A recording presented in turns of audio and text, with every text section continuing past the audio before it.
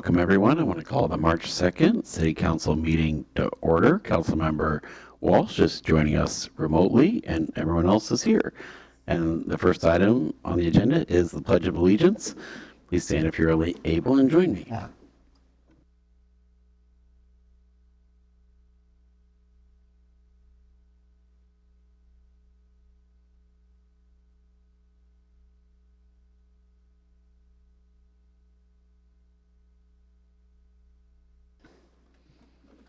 The next item is special business ID 1985 American Red Cross Month Proclamation. Red Cross board members and Issaquah residents, Jen Sivitz and Emily Opone, the lectern.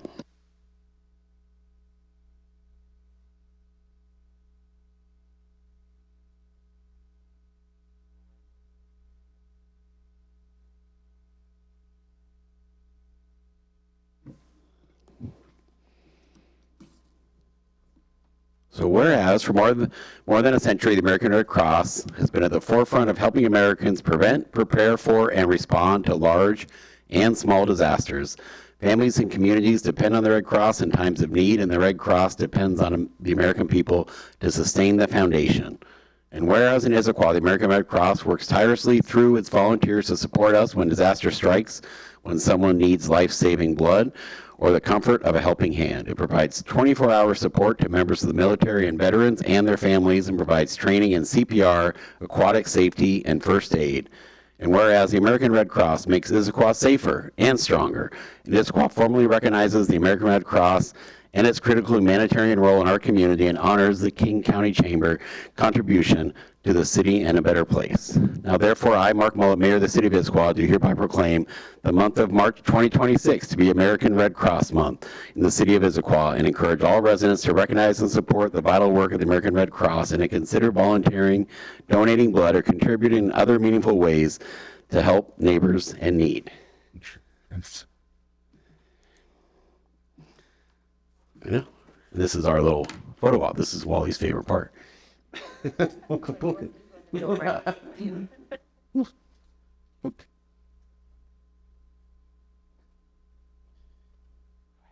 you. Okay, thank you. Hi there, everyone. Thank you, Mayor Mullet. Can you guys hear me? Yes, you can. Good evening, everyone.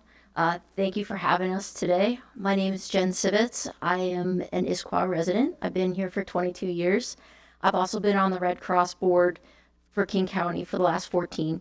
This is my colleague, Emily. She also lives in Issaquah, and she's on the board with me as well. I joined personally the Red Cross to help out because my husband was an ex-Army. He's a retired Army Ranger, and I saw what the Red Cross did for our armed forces. I saw what it did for our veterans, being there for them. And, through my 14 years, I've seen that how it's expanded in terms of being there for our communities when there's natural disasters. Nationally, we help with over 60,000 disasters each year. We collect 5 million units of blood across the country. We help millions of Americans get first aid and help with life-saving skills. Here in Issaquah, I'm proud to say that there are over 30 folks that are signed up as regular volunteers for the Red Cross. There's actually 2 that if you took up their time together, Norm and Joyce Bottenberg, they have 60 years of service to our mission, which is pretty incredible if you think about that. The Red Cross has been around for over 140 years, caring for communities like Issaquah. So we're grateful for your recognition. We're grateful that you allowed us to speak today, and thank you for having us. Thank you. Appreciate it. Thank you. Thank you very much.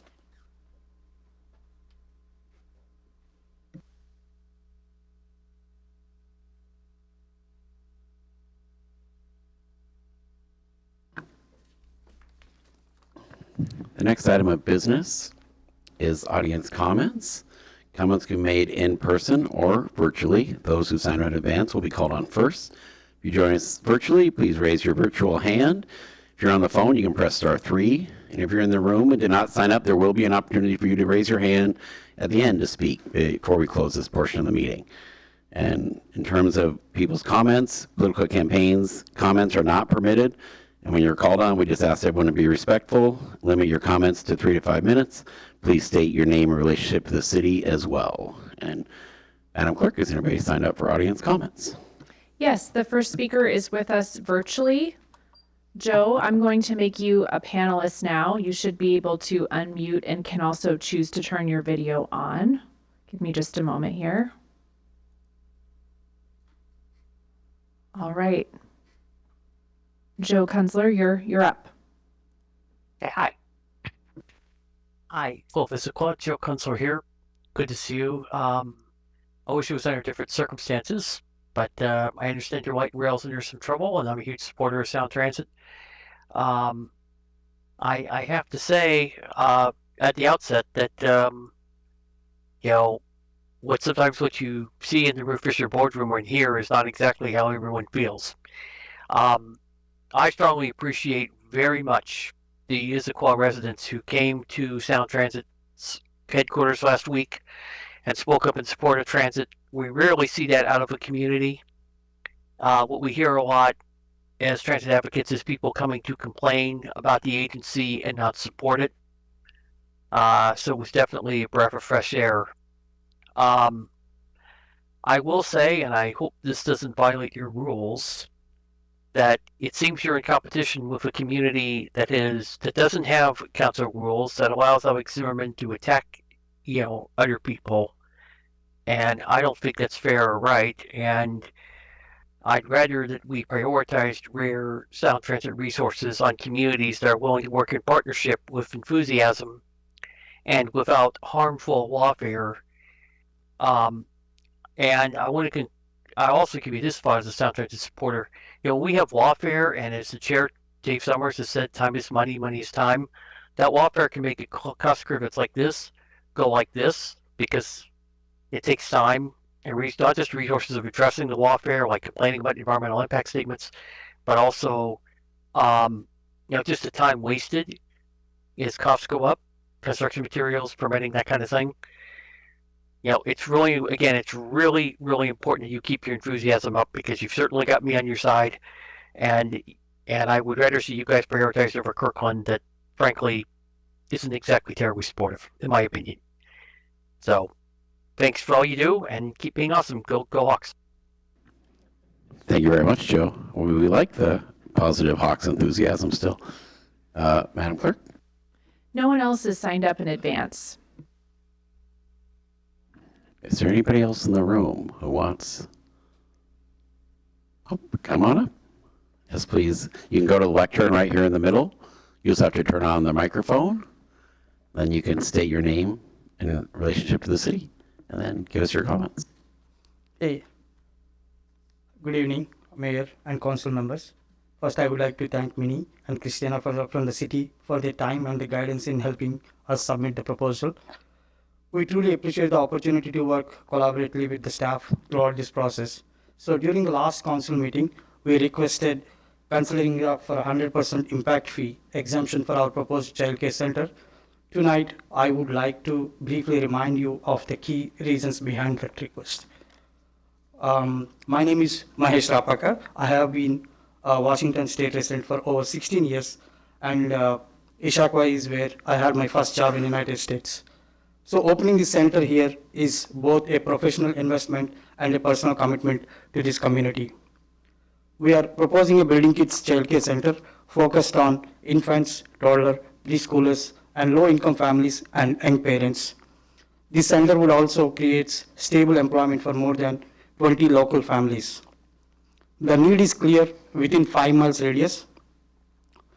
Actually, there are over 9,000 children under the age of 6, but only about 4,000 licensed child care seats.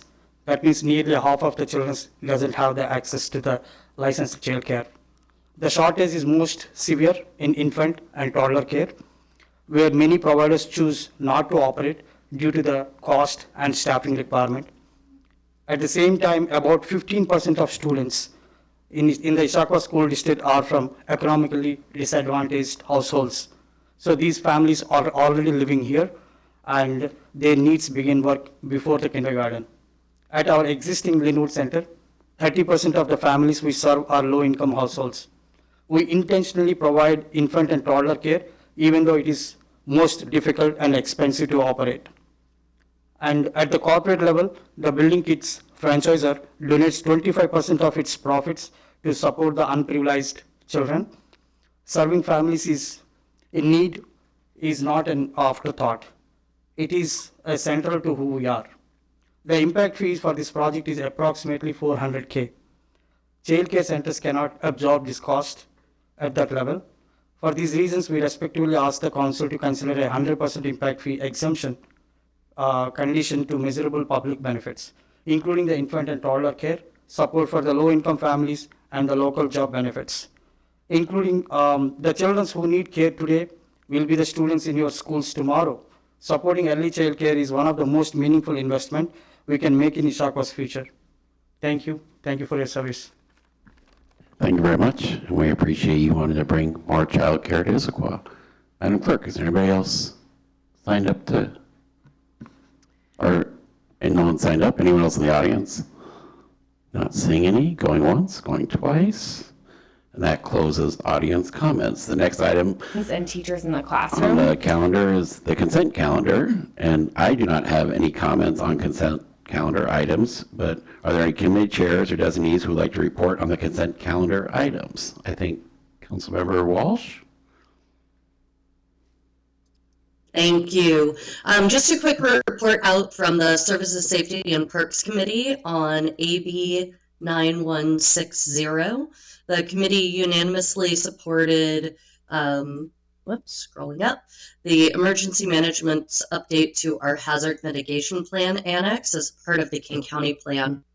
This plan identifies our top hazards along with mitigation strategies for the next 5 years. It also enables us to qualify for grant funding. So we supported all of that. In addition to supporting adoption of the plan, the committee recommended that we add these mitigation items to our next capital improvement plan, CIP, so we can better account for the needed projects to mitigate major hazards such as earthquakes and wildfires. Thank you. Excellent. Thank you, Councilmember Walsh. Any other council members have any comment on the consent calendar? Not seeing any. The consent calendar was distributed to the council in advance. If authorizing items on the consent calendar will be considered together and approved by one motion. Have the payables and payrolls been reviewed? They have. They have. Does any council member want to remove any items from the consent calendar and put them on regular business? Not seeing any. Is there a motion? Thank you, Mayor Mullet. I move to adopt the consent agenda as presented. Second. All right, there's a motion to approve the consent calendar as presented. It's been moved and seconded. All those in favor, please say aye. Aye. Aye. All those opposed, nay. And that passes unanimously. The next item of business is under regular business, Agenda Bill 9139, Early Learning Facility Traffic Impact Fee Waivers. I'd like to invite Planning Manager Kristen Leeson to present this item.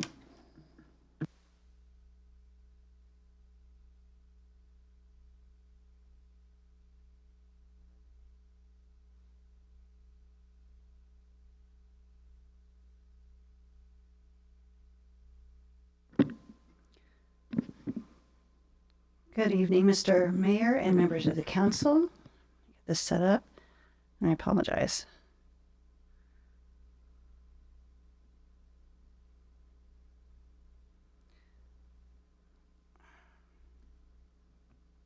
There we go. There we go. Okay. Again, good evening. Yes, tonight we are here to consider approval of traffic impact fee for adopting a definition of and waiving traffic impact fees for early learning facilities.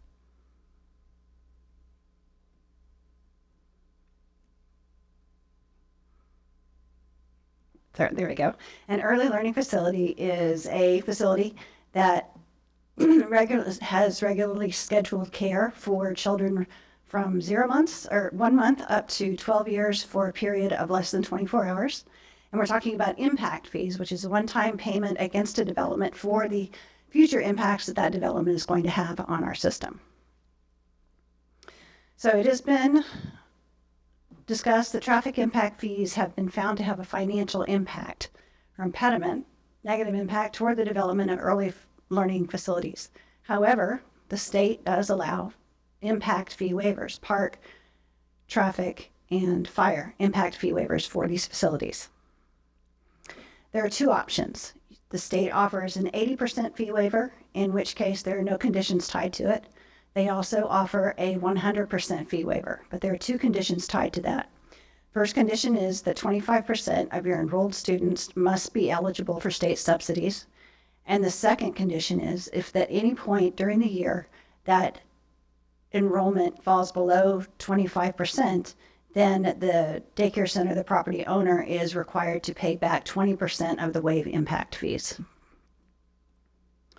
There are other cities that have adopted this. Des Moines waives 50% of the impact fees. Blaine and Tacoma waive 80% of the impact fees. Shoreline has a 100% fee waiver. And Mound Lake Terrace waives it proportionate to the number of enrolled income students, or up to 100%, meaning that if 15% of the students are eligible, thank you.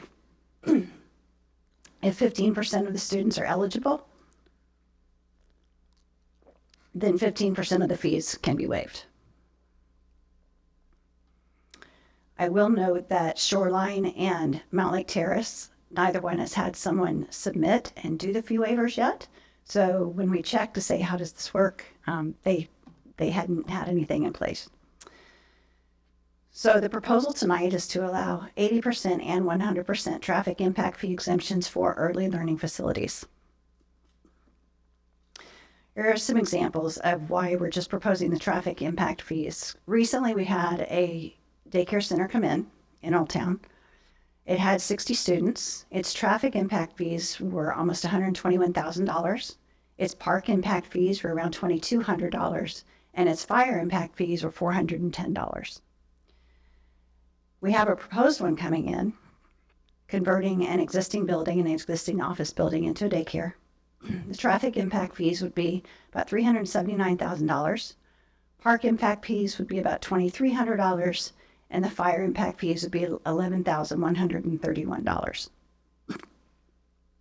You can see the totals are pretty big, $123,500 for one and $392,434 for the other.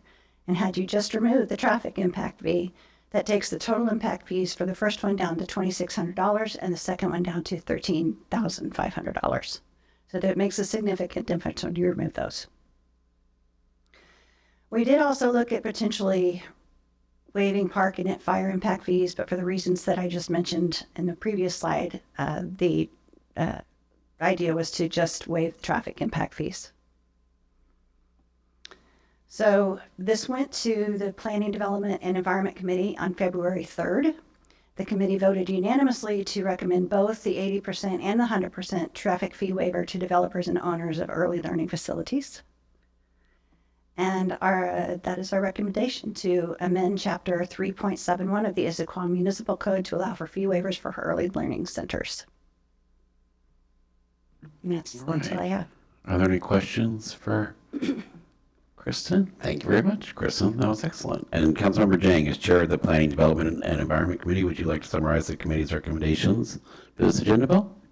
Yeah, so the committee's recommendation is to allow the 80% traffic impact fee exemption for all childcare centers, and offer a 100% traffic impact fee exemption for childcare centers that provide at least 25% of their spots to students receiving state subsidized childcare. The reason being that, there's a childcare shortage in Issaquah and the entire state and the entire country.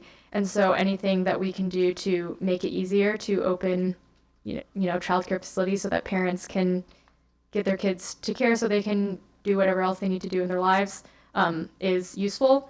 I will also note, I think there's been some, given where we're at with the general fund budget, I want to note that impact fees do not go into the general fund. They go into special traffic.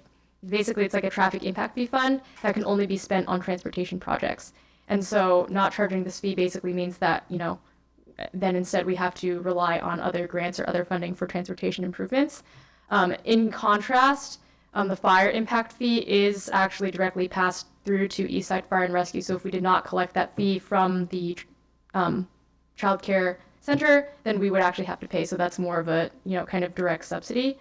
And also one thing to note is that the fire impact fees do depend on whether it's residential or commercial buildings. So that's why this one was so much higher than the previous one. But overall, our recommendation is to offer the 80% impact fee exemption for all child care centers, and then also add that additional 20% exemption to encourage child care centers to be able to take on subsidized child care students. All right. So you got to choose your own adventure for child care fee waivers. What? Any other questions from the council? Oh, Councilmember Adair. Oh, I just had a quick technical question in terms of for the 100% waiver, there's, they need to meet that minimum. Is it forever? Is there a period of time they need to meet that childcare percentage? Or how long does that last? That would be forever. So every year they'll need to be kind of confirming with the city. There will need to be some sort of administration to that effect in order to maintain that. Correct. DCYF has a program that they enroll in, and they keep track, and then the applicant or the property owner is required to submit their information to the city every year. All right. Not seeing any other questions. Is there a motion? Good question. But got to involved. Oh, sorry. Councilmember Walsh. I see you waving now. Sorry. I got to look at my screen more. Thank you. No, I know it's very hard to manage somebody virtually. I appreciate it. So we've talked about the potential cost to the city of not collecting these funds. I'm wondering if Kristen or someone can talk to what the cost is in revenue to the city of a project that doesn't happen. Can you discuss the various revenues that we get when a project is in the works or completed, things like construction sales tax, REIT, business occupation tax, sales tax? Do we have any sense of what that revenue is to the city for a potentially lost project and how it compares with these impact fees? Can you answer? John, can you answer that or not? I'll take a try. Lost projects are hard to estimate. I think the reality of our budgeting is that we estimate for a 12-month period what we might see. In some cases it's granular per project. Other cases it's looking at historical averages. So I don't know that we have a good answer to your question, Councilmember Walsh, as far as what a specific, you've named off the various revenues that we receive from let's say a sample project, and then depending on size and scope, those revenues vary, but it's difficult to estimate what we lose for projects that don't happen. All right. Any other? Okay, we're back to a potential motion. Great. I move we adopt ordinance number 3134, amending chapter 3.71 of the Issaquah Municipal Code to allow for fee waivers for early learning centers. Second. All right, there's been a motion and a second. Is there any discussion? All right, not seeing any. Oh, Councilmember Nichols. And I'm off my game tonight. I'll try to be faster. I want to speak briefly in support of this, and also look at a few things that I think it indicates we should try to take a broader look at that this ordinance reads on. First of all, one of the reasons I'm supportive of this is we are trying very hard as a council to try to help with affordability, but we only have we don't have that many knobs that we can turn. If we look at the expenses that the typical family has to shoulder on their monthly budgets, housing, often the biggest, but childcare, either tied or second most of the time. Having a business that wants to come into town and offer and promise and commit to affordable childcare is something that I think we simply cannot afford to ignore. That is a wonderful opportunity. When we when we look at the housing space, we have very few analogous opportunities, and we try to take them whenever we possibly can. I think we should look at affordable childcare in much the same light. Secondly, I just want to make a broader point about our impact fees overall and question if there's some lessons that we can learn from these. I'm unclear. It's unclear to me that a development like this will actually increase traffic, frankly. And so since our impact fees are designed to mitigate impacts, if we have situations like this where people are likely having to drive not as far, possibly be able to walk, I think that's a good flag that there might be something wrong with how we're assessing our impact fees overall. I know in my personal experience, when we had when our daughter was born 12 years ago now, almost, we used to drive about 40 minutes on Front Street to a childcare facility back and forth every day because that was less expensive, but we were contributing to traffic. If there was more childcare in Issaquah, we would have produced less traffic. That argument, of course, can't work for everything, but there are some things where I think it can, and it strikes me as an indicator that we should perhaps think very critically about how our impact fees are calculated and whether they are serving the intention that we want them to, or perhaps in some cases, and this may be one, actually making the problems that they are intended to address possibly bigger. Excellent. Is there any, no other comments? There's no further discussion. The motion before the council is adopt ordinance number 3134, amending chapter 3.71 of the Issaquah Municipal Code to allow for fee waivers for early learning centers. All those in favor, please say aye. Aye. Aye. All those opposed, nay. And that passes unanimously. The next item of business is Agenda Bill 9091, Newport Way Maple to Sunset Improvements Design Agreement Supplement. I'd like to invite Transportation Engineering Manager John Mortensen to present this item.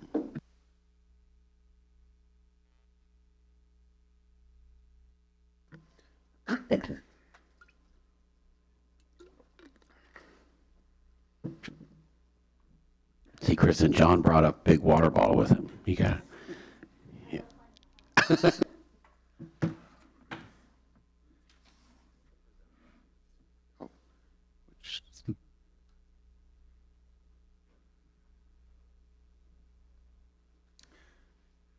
Thank you very much, Mayor Mullet. Good evening, council members. I'm Transportation Engineering Manager John Mortensen.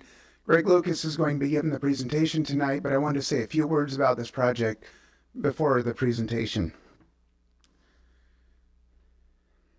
The Newport Way Maple to Sunset project is a bold and ambitious project. It hits on many of the community's priorities. It is an intra-Issaquah mobility project that mitigates the impacts of growth, improves safety along a corridor with a history of serious injury accidents, improves stormwater from the roadway to protect the salmon that the community values, and it builds out the bicycle and pedestrian network for the city of Issaquah. Leading up to this item, a lot of questions have been asked about what happens if the city is unable to secure the construction funds, and would the city need to pay back the design funds that have been received so far? The good news is, thanks to a change in federal law, the design funds would no longer need to be paid back if the city is unable to secure construction funding.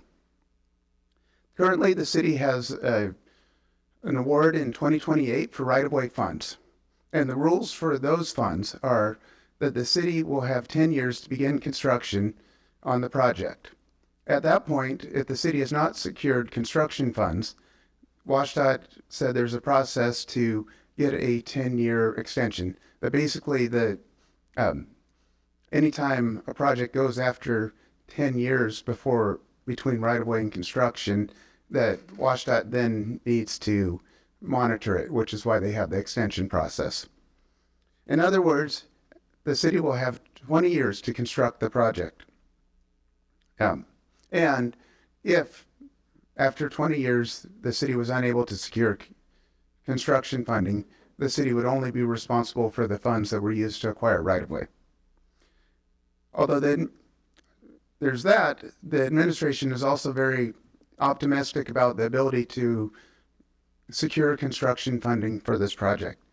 This project has been very competitive in grant funding competitions. In the most recent competition through the Puget Sound Regional Council and the King County countywide competition, this project was the second highest scoring project and was 1 point off from being the highest scoring project. Tonight's request from council is authorization of a contract amendment to the design contract to allow the project to reach the 60% milestone. This is a really important step because it will allow the administration to begin planning construction phasing and applying for construction grants. With this, I'd like to pass it over to Greg Lucas, who will give tonight's presentation.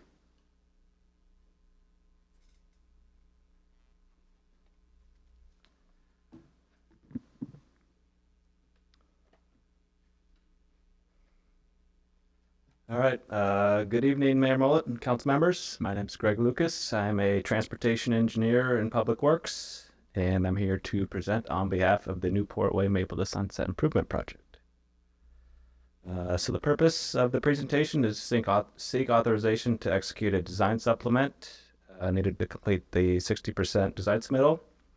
And given the project's long history and varying degrees of familiarity, the presentation will provide an overview of the project as the administration seeks action on this item. And so we'll start with the introduction to the project, starting with the existing conditions of Newport Way, specifically between Maple Street and Sunset Way, as it's classified as an urban principal arterial street that moves up to 15,000 vehicles a day. While there's shoulders to use for cyclists, there's no dedicated, signed, and channelized bike facilities. And there's some walkways along Newport Way as well, but there's no continuous walkway on either side of the road.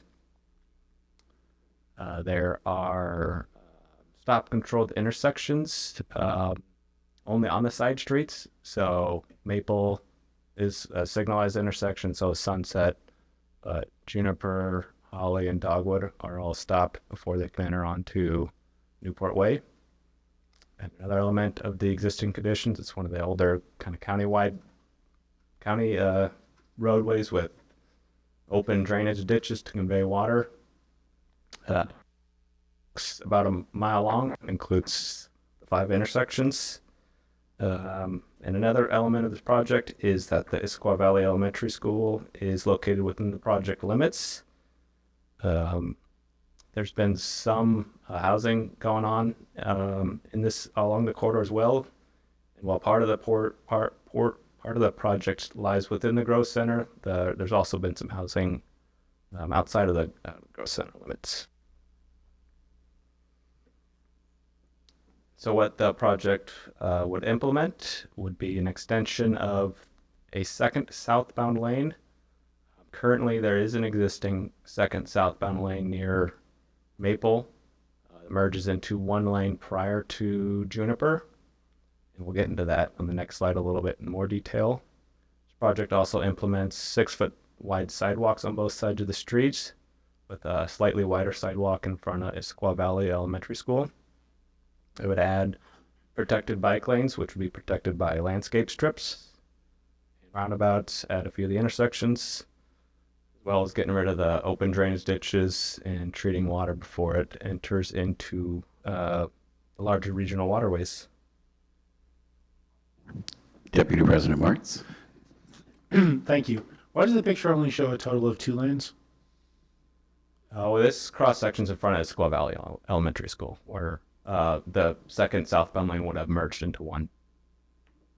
So how far is the second southbound lane? It would be extended, so like the previous slide, more or less kind of half, right in front of Issaquah Valley Elementary School, it'll merge down to one southbound lane. So it'd be 2 southbound lanes from Maple past Holly, and I think it's about 900 feet south of Holly is when it starts to merge into one. So it would extend the second southbound lane 900 feet versus its current, where it truncates just past the intersection? It would extend it more than that. It would extend it past, currently it merges north of Juniper. It'd extend it past Juniper, past Holly, and then 900 more feet. But before IVE? Kind of right in front of that school, yeah. Holly's kind of the north portion of IVE, and so you get about 900 feet of a second southbound lane. And how much of that stretch down to Sunset would be left only 2 lanes? The rest of it would be 2 lanes until you get back to Sunset with a left turn lane. Gotcha. Okay, thank you. Yep. Done with this slide as well. And so this slide is intended to address why the southbound lane extension is needed. Future long-range planning modeling shows that the intersections at Juniper and Holly would fall below the adopted level of service of D due to increasing traffic demand. The primary reason why these intersections fall below the adopted level of service is the cars on the side streets themselves will have a difficult time turning onto Newport Way. You got to fight traffic moving northbound and southbound. The secondary reason is cars turning left going south on Newport onto the side streets would they be forced to wait for a gap for cars moving north, and the consequence of that is there'll be a little bit of a queue for the cars coming south, and then the cars on Juniper would have to wait for southbound traffic to clear out and a gap in the traffic. And so in order to address these intersections that fall below the level of service, the roundabouts and the extension of the southbound lane would keep these intersections compliant. This modeling was done for year 23. It could happen, I guess, sooner. It could happen and it hits the area harder. Deputy President Martz? Sorry, I'm confused. So if we do nothing, the 2024 traffic model would show, in order, levels of service C, F, E, C, and B, right? I feel like I'm reading an eye chart. What are the levels of service if we implement this plan at those 5 intersections? I don't have all 5 memorized, but the 2 that fail, which I looked more recently at, would be A and B. So Juniper would go from F to an A, and yep. Holly would go from an E to a B? Yep. All right, thank you. Yep. I want to say Maple goes to a D in the long range, but stays above, doesn't fail. It's either C or D. It doesn't get better. This project, only improves those 2, Juniper and Holly. Yeah. Councilmember Adair? And so, but Dogwood would not get a roundabout, correct? So that would still be kind of maintained at this C level, correct? Or what happens on the Dogwood intersection? Dogwood, it's a good question. Dogwood has a roundabout as part of the scope. However, there's been some development that made us look at that intersection a little closer, and while it doesn't need it to mitigate or to improve that traffic level of service, so we're also looking at doing other options there, such as a raised intersection with flashing beacons that could be a little cheaper to implement and less impacts to the surrounding properties due to the roundabouts do take a lot more real estate than like a raised intersection would. So we're evaluating that intersection more closely. Set.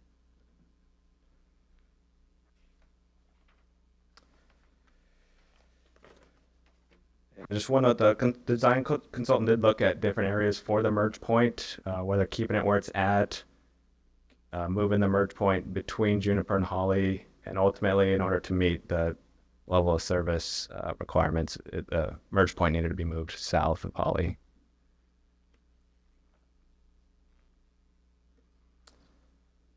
So in addition to the traffic improvements, this project would improve safety for all mobility options, bicyclists and pedestrians.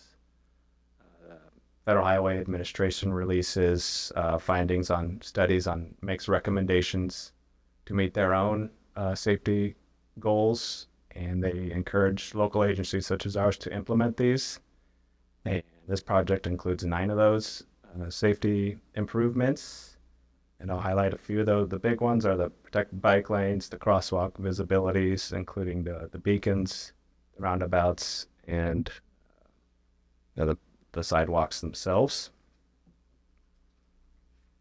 The raised crosswalk at Holly would help improve safety for students walking to and from Issaquah Valley Elementary School. And the administration plans to engage with the school district during a 60% design review to discuss these improvements and get their thoughts. So this project's been around for a long time. There was a traffic study done about 15 years ago, which led to some of the scoping of this project. And in January of 11, council at that time approved the roundabout concepts with the southbound lane extension. 5 years later, the administration applied for and received a design grant through PSRC. And next year, had selected and contracted with Petit to begin design. And the need for the roundabouts and the southbound lane was approved. And in 2022, there was a modification to the design, which we'll get into in some subsequent slides, and that was approved by council. And more recently, a right-of-way grant was applied for, and like John mentioned, awarded for the year 2028. And this slide just shows some of the previous actions taken by council on the design work itself to advance the project. First to accept the design grant funds, then to execute the contract, approve the revised corridor, and then 2 out of the 3 supplements needed council action, and there was a third one there that didn't require council action. And along the way, there's been some challenges during the design process. The initial concept for the design, which was at 30%, the initial 30% submittal included a raised and landscaped median. This stemmed from a 2012 Central Issaquah plan, and this was not well received by the public, and they encouraged some design changes. Ultimately, this led to a resubmit of the 30% design submittal with the center median removed to help facilitate left turn movements from private properties. And at that time, bike lanes were moved from adjacent to the vehicles to behind the landscape strips as well. My understanding, there's been some staff shortings along the way where this project's unable to be advanced. And then there's been 2 environmental regulations that have impacted the design process. First, emerging science around the impacts that tire wear has on salmon. And so that required some design refinement to treat the water before it could potentially impact the salmon. And then more recently, there's a plume of PFAS underneath much of the roadway due to a chemical in the fire suppressant used at the fire station. And while this was known, it wasn't clear that this would have a this project would have a negative impact on the PFAS, so the project advanced. But eventually, Ecology decided to regulate it and designate it as a contaminant, and so we had to go back and be compliant with the regulations. And that required a lot of redesign work, getting additional geotechnical work and infiltration data. And then there's just industry-wide increase in costs as time moves on.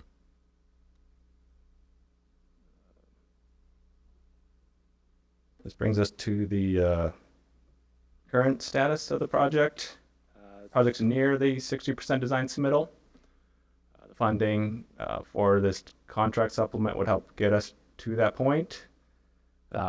There's a biological assessment was submitted to the state, so once the administration knew we wouldn't have enough funds to complete the 60% design submittal, we made a decision to keep the project on the critical path, which was to prioritize the biological assessment. This is a multi-year review process. And we've already received some feedback from the state before we send it to the National Marine Fisheries Services. So that would be our first order of business if we got, I think, the design supplement approved. And again, there's a grant awarded for purchasing the property rights starting in 2028.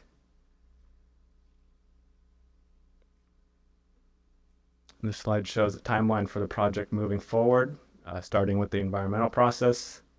Biological assessment's kind of the longest first discipline report needed. There'll be a few more needed prior to NEPA approval.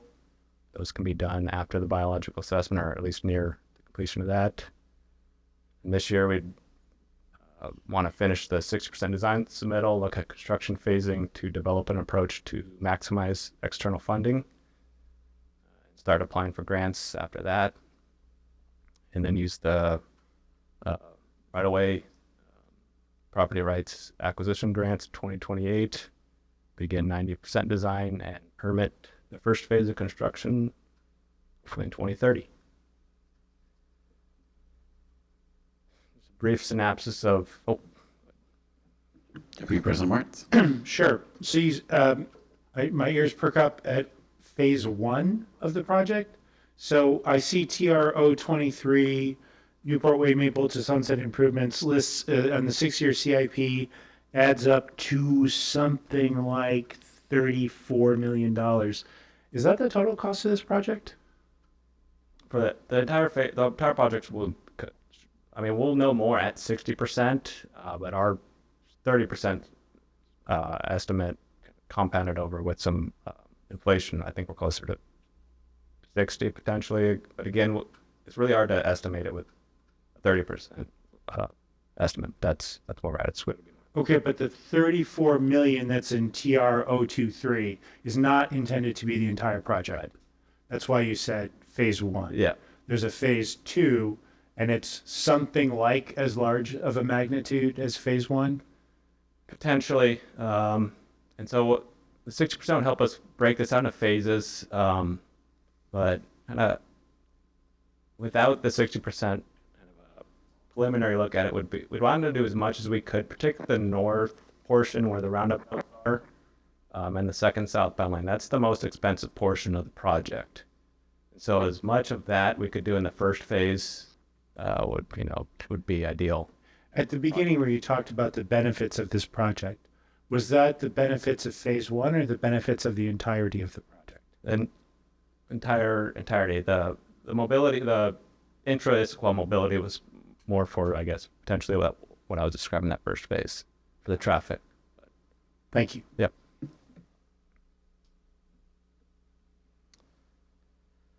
So this design has had the PSRC Surface Transportation Grant, as well as $1.2 million in funds that were originally anticipated for the bypass project that were able to be utilized for this project.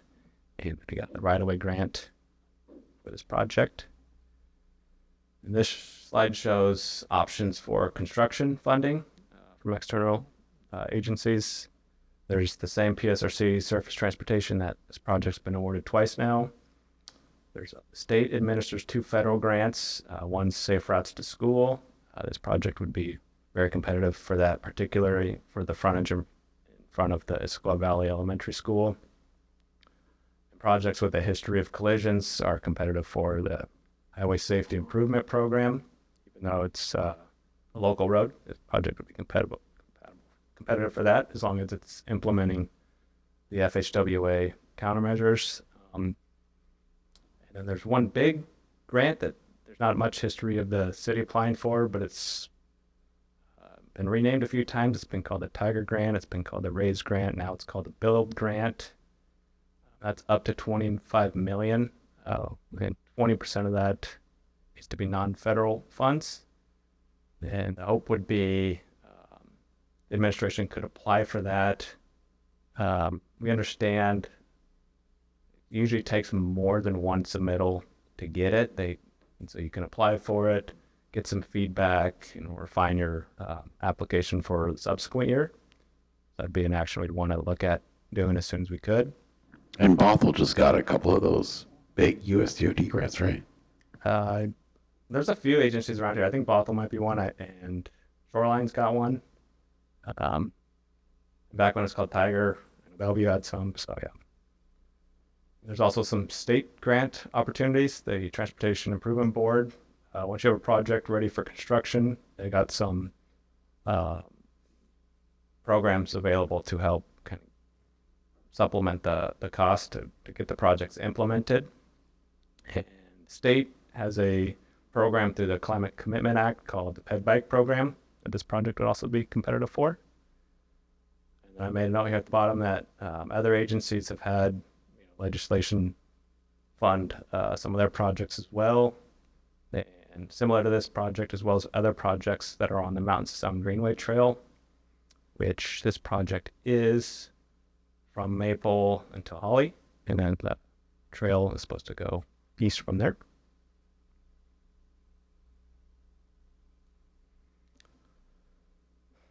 The other option is to not authorize the design agreement supplement.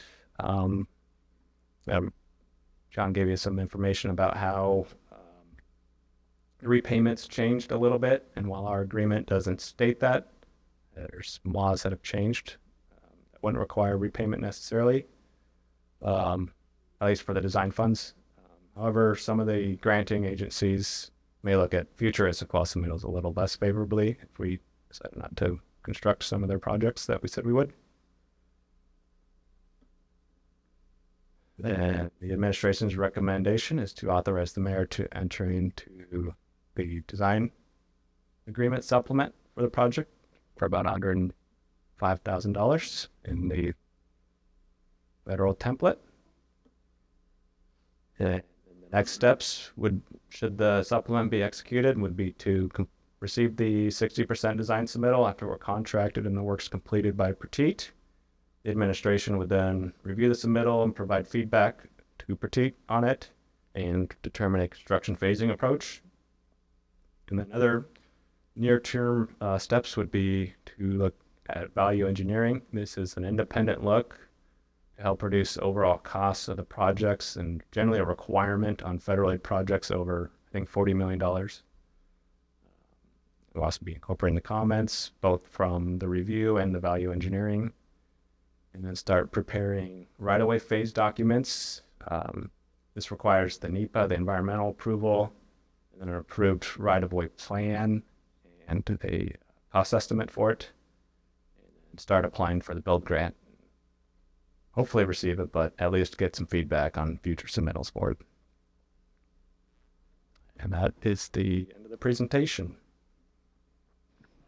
Are there any questions for Greg or John? Councilmember Jane. Okay, I have a few questions. So just to clarify on the construction funding, so for the build grants, are those distributed by PSRC or do we directly apply to the feds to get that money? I've never applied for one, but I have my understanding that's directly through the USDOT. Okay. I guess my other question is, how confident are we that construction will start in 2030? Like, would that be dependent on us receiving this federal funding, presumably? Yeah, I mean, it would require, unless you don't, if we don't get the federal funds, it would be a much more, financial commitment from the city. Other risks to the schedule are, the property acquisition. 2 years is a good estimate for that. That can take longer, and there's also eminent domain, but we try to do friendly acquisitions with the property owners. And then the other risk is just the biological assessment. That 2 years is a long time. Sometimes it could take more, but in terms of our approach, we'll be ready. It's just yeah, I guess.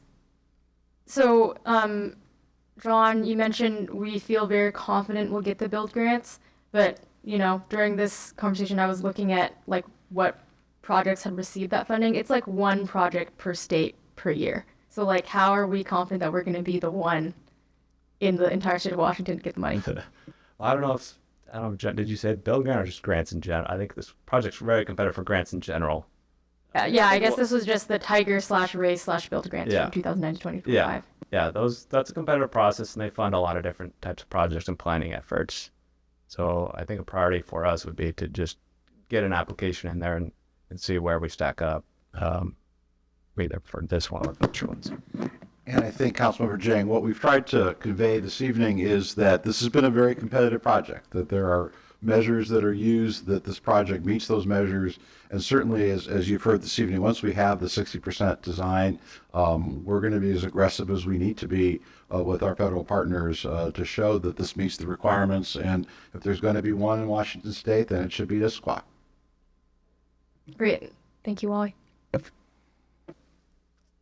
Oh, one more question.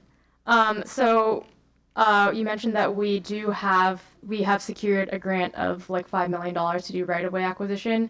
If we don't need that whole amount, is it possible to apply some of that towards construction or no? I think only a very little amount. Yeah, 100,000. Okay, thank you. Yep. I'm just curious. Yeah. I like the way you're thinking. Any other questions for Greg or John? Okay. Thank you very much. Not seeing any other questions. Is there a motion? Thank you, Mayor Mullet. I move that we authorize the mayor to enter into and execute a design agreement supplement for the Newport Way Maple to Sunset Improvement TRO23 project. Motion, is there a second? I second. Councilmember Dare seconds. Is there any other council discussion? Deputy President Martz. Regretfully, I'm going to oppose this motion this evening. I've been hearing about this project for 17 years. It was allegedly important 17 years ago, but we haven't done it. It's something north of $60 million for a couple of bike lanes and 2,600 feet worth of a third lane that won't improve the traffic at either end, but will improve a couple of side streets. So it's two roundabouts and some bike lanes for $60+ million. And whoever pays for it isn't the question to me. The question is, are there better ways to improve mobility in our city for $60 million? I'm pretty sure there are. So I've never understood this project, but we've also never actually moved on it. So who knows how it'll go this evening, but this is a huge amount of money for a very, very small impact that won't substantially improve things for the mobility in our city that our voters tell us is the most important subject. So thank you. Councilmember Dare. I would say that while I agree 60 million is too much to spend on the current problems, I travel this road every day. My kids go to Issaquah Valley. I bike down it, and I see this as a road with a lot of structural problems that have to be addressed at some point in terms of how it functions, especially with the growth we want to hopefully be successful at in central Issaquah.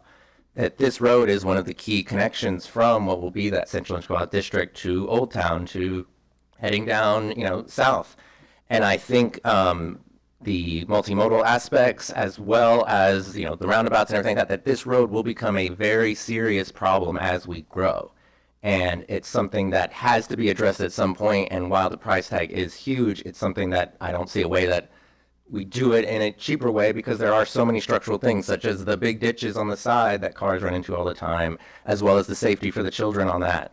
And so though it is a price tag, it is something that I believe we need to continue to try to accomplish. And that's why I support it. Councilmember Nichols. Councilmember Jang, sorry.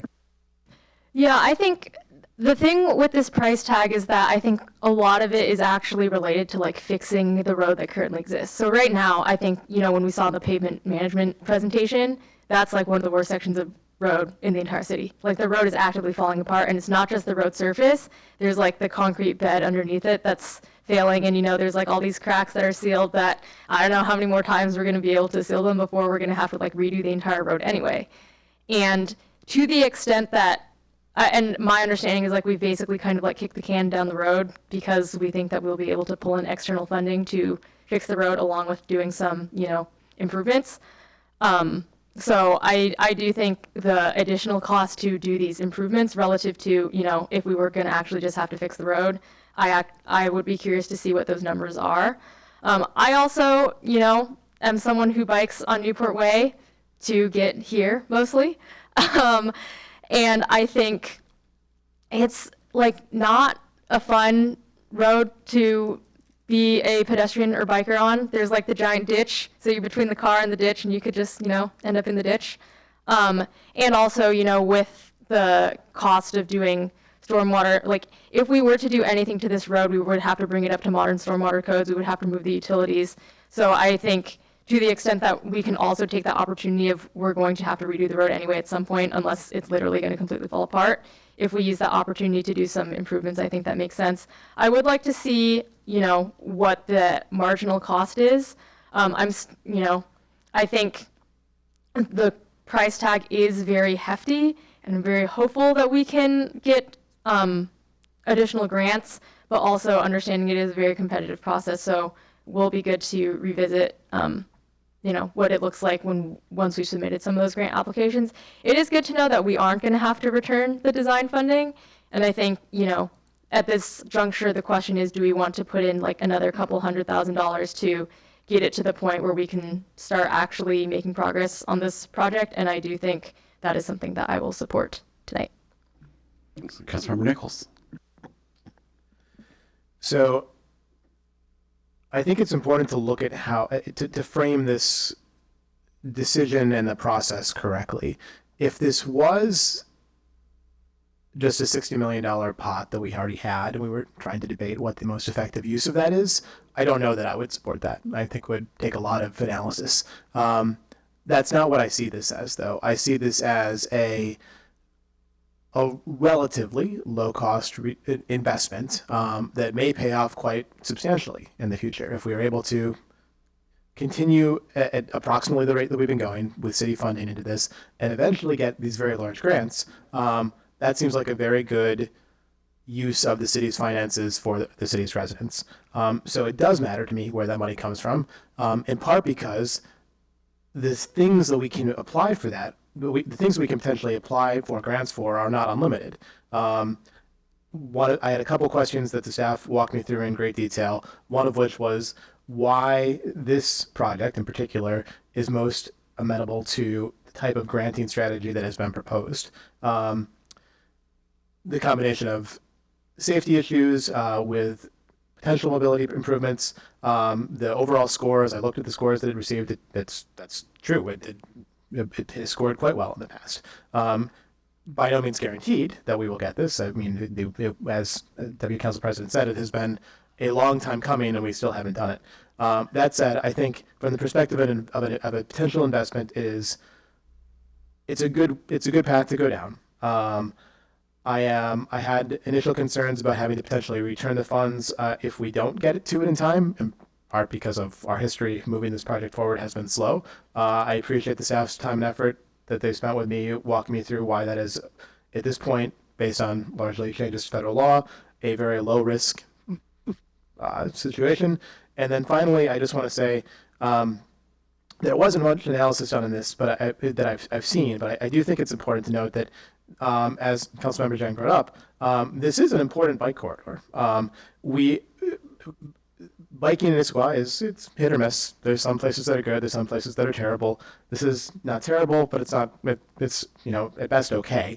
I also take it all the time, and I don't want to understate the difference in traffic reductions that good comprehensive bike infrastructure can have. Most cities that have gone through the process of trying to modernize their bike infrastructure go from essentially a step function where you get a small number of people that will bike initially, and then once all neighborhoods are connected well, you see a very large increase. Victoria, Canada, for example, went from 5% bike transport, and it's in an area about the size of Issaquah, at least square mileage wise, in 2014 to about 14% by 2022. That's an impressive improvement through simply encouraging and building good infrastructure that if we could reduce our traffic by 10% in any other way, we would happily pay that money. Now, I'm not saying this is going to do that. This is but one piece of that puzzle, but I don't think we can neglect the importance of a comprehensive bike network without gaps, because if there's a gap, like the whole thing is basically unsafe, and what that could do for mobility in the city at some point. So I will also be a yes on this. Thank you very much. Councilmember Walsh, and then Council President Michelle. Councilmember Walsh. Thank you. I've gone back and forth on this project because it's such a large number, dollar-wise, because I know we don't have the funds within the city to spend on that, and I certainly wouldn't plop down $60 million worth of city funding for this. And because I recognize that there really isn't anything for this evening southbound traffic going down to Maple Valley, etc., that is going to improve things, including lane capacity, because everything funnels at the end. So when I'm thinking then about this project and what the needs are on Newport Way, I kind of have to take that idea aside and say, if we spent the money to acquire land area and added a second lane in there going southbound, all that would do is just be land that we acquired that's going to fill up in the southbound area, and it's not going to actually improve people's ability to get around. What I do see in this project that improves people's ability to get around is the bike capacity and safety, the safety for pedestrians near the school, and the roundabouts and the ability for people to get through on those areas. So I think those are important elements of this project. I also agree with Councilmember Zhang about the idea that a lot of this is for not just capacity, but real problems that we have with the roadway currently, whether that's the pavement, the fact that we're using ditches for stormwater movement and are not treating the water, the fact that there aren't rapid rectangular flashing beacons or raised crosswalks and safety for students. And so I think I'm comfortable with putting forth the additional $304,000 for this project to get it to the 60% standpoint. But I do think as we go into that, it's really, really important for me that we take a moment just to rank out what are the most important things to accomplish with this project. And I think from my perspective, it's safety for pedestrians near the school, filling in those ditches and having treatment of that, and bike capacity. So I would look for ways that we can maybe adjust or alter the amount of land that we have to acquire for this, which will significantly reduce potentially the cost of the project. And so I'd look at ways that we can do that could potentially save some funds. But I think given the fact that this is asking the $304,000 here, the fact that we have some opportunity to go forward with a competitive project and that there could be grants out there, I will be supporting this at this time. Thank you very much, Councilmember Walsh, and Council President Michelle. Thank you, Mayor Mullet.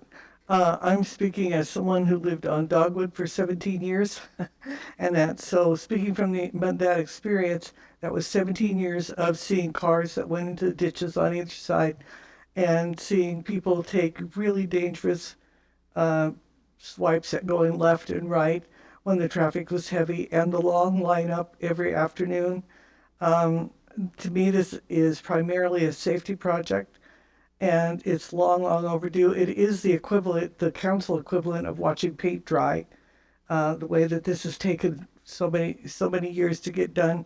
But it is a major project that I think will serve our community well. And we often talk about how people who use our roads really don't know the intricacies behind them. They just need to know that they can get from point A to point B in a relatively safe and efficient way. I think this project will do that for us eventually when we get to actually doing the construction for it. I think it will be a great improvement. Just having lived there for a long time and use those roads all the time, this is, I think, a very necessary project for our city. So I will be supporting the motion. All right. Is there any other Councilmember Martins? So I used to bicycle a lot through the city. I want to make it clear, I'm very much in favor of more paths through the city, more bicycle paths. A few years ago, we attempted to improve what would have been one of the biggest impacts we could have possibly had, which was bicycle paths on Sunset. And it was part of a transportation-based bond that the voters did not approve. So I look at Newport. I'm looking at a map of Issaquah right now. Newport is considered one of the places you can get through town on a bicycle. There are east-west conduits through the city from the east half of the city to the west half of the city are almost zero. You can come down Issaquah, Fall City Road, I think, and you kind of connect to the Highlands. But all this to say, if we want to improve bicycle mobility in the city, we should improve bicycle mobility in the city. This bill, this $60 million bill, whoever pays for it, not a lot of that is for bicycle mobility. If we want to fix bicycle mobility, let's fix bicycle mobility. This bill is $60 million for 2 bike paths and 2 roundabouts. My problem is what you get for your $60 million. Not that those things are bad things to have. It's just such an immense amount of money for what we get. Thank you. And I would feel differently if, by the way, that 3rd lane going down the middle, that's half of Newport, right? If that went down to Sunset, it would have a tangible impact on traffic in the city. But because it doesn't have that impact. So I don't see $60 million worth of benefit to this bill. Thank you. Councilmember Joe? Thank you, Mr. Mayor. This is an expensive project. It's been in the works for a long time. It's an old country road, in essence, and we're putting arterial traffic on it on a daily basis. And it does need to be improved, and it's not a full solution to the problem, but we need to take it a little bit at a time, and this is a little bit that we can do, and the little bit that we've been working on, and the little bit that we can get funding for. So I'll be supporting this motion this evening. Thank you. All right, thank you very much. If there is no further discussion, the motion for the council is to authorize the mayor to enter into and execute design agreement supplement number 4 for the Newport Way Maple to Sunset Improvements TR023 project with per feet incorporating the amount of $304,641.26 in substantially the same form as the attached agreement Exhibit A is approved by the city attorney. Would all those in favor please say aye? Aye. Aye. All those opposed, nay. Nay. And that passes 6-1 with Deputy President Martz voting nay. The next item is Agenda Bill 9147, Blue Fern Development LLC fee in lieu of frontage improvement agreement for Newport Way, Northwest and Holly Street. We're going to invite Community Planning and Development Director, Minnie Dollawall, to present this item.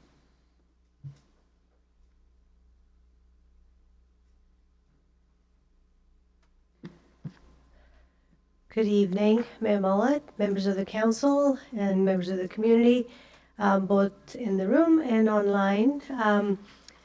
So let me quickly share.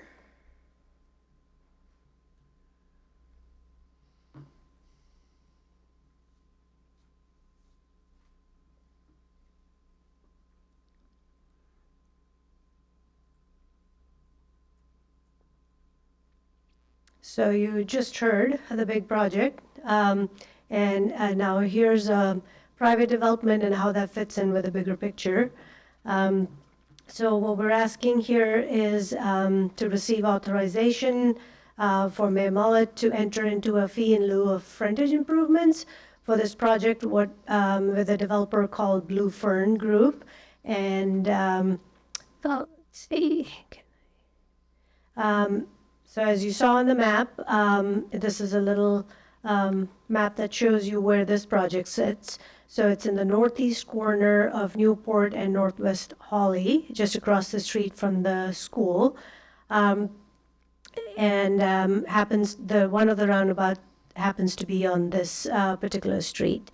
And as we received this development for a 28 unit townhome projects, and we understood that the city had this other project in design, there was coordination between this private developer and the city's project.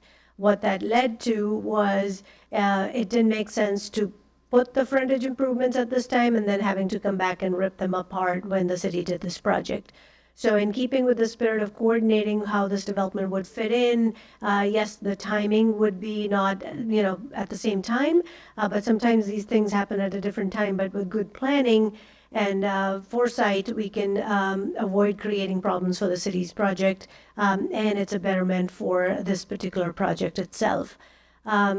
So what we're have brought forth for council's approval is for the city to accept $199,090 as part of a fee in lieu agreement. There's a separate thing about the right-of-way dedication. So where the corner, there's going to be this roundabout, they have dedicated a portion of their land to facilitate the city's roundabout project for the future. So the city's code itself allows a refund of the or a credit and for the impact fees, traffic impact fees for the dedication. And it was a collaborative process with them. It's much harder when there are 28 homeowners and they all have to agree to a dedication for the city, both in terms of the money and also coordination of getting everyone to agree for the dedication, the HOA. At this time, we're dealing with one developer who's willing to enter into this dedication.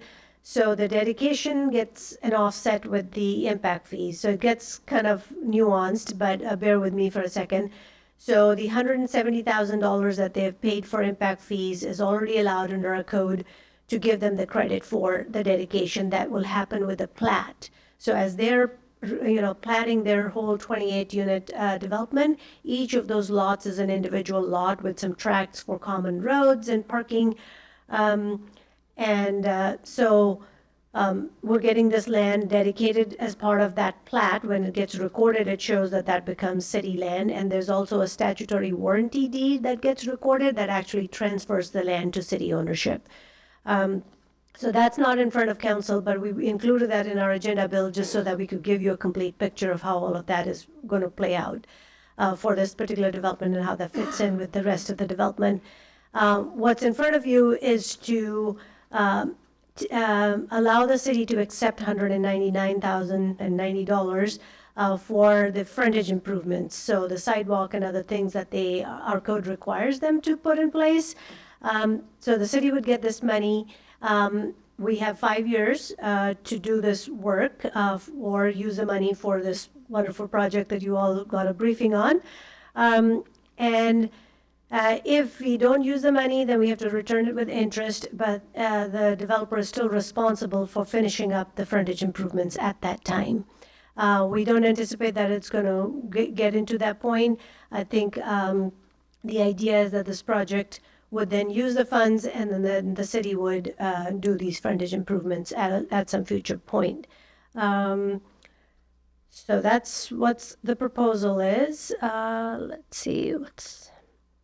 So the other options, we could require Blue Fern to install all the improvements. I would say that they have worked in good faith effort with the city for all this time, and they're ready to sell their townhomes. So this would delay them if we did not enter into this agreement. And the other part would be that if the city were to construct this roundabout and all that, it would negatively impact some of the frontage improvements that would be constructed now.